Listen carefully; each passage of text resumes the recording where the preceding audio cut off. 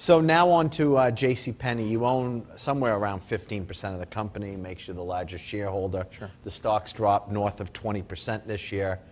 You've taken a bit of a hit, Sure. both you and your investment in it. Why the confidence that you think this retailer can turn it around? I think we'll see. But here's what we find interesting about JCPenney. It's a great brand. It's been around for 110 years.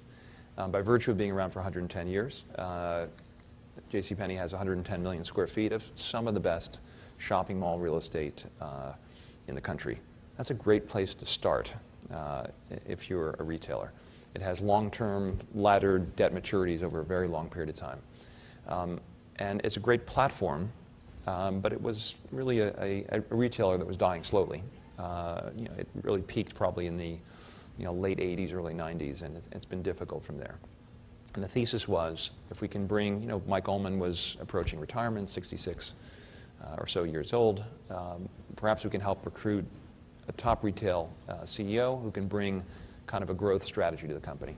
And we recruited Ron Johnson, and he's gone to work.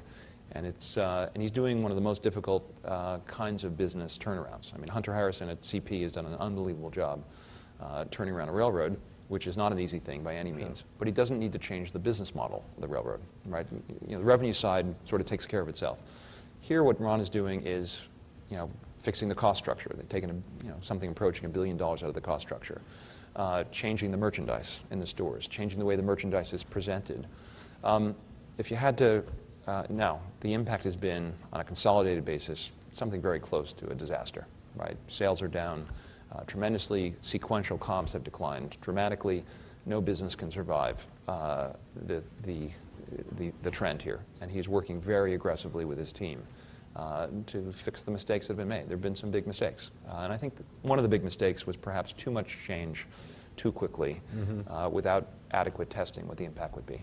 And so, again, as I've told our investors, JCPenney is the highest risk and highest reward investment in the portfolio. If you think about retail, just to segue for a second, the wealthiest people in the world are retailers in every country, whether it's the Waltons in the United States, or whether it's the guy who owns IKEA in Sweden, or the Indiglo, Japan, the Inditex in Spain.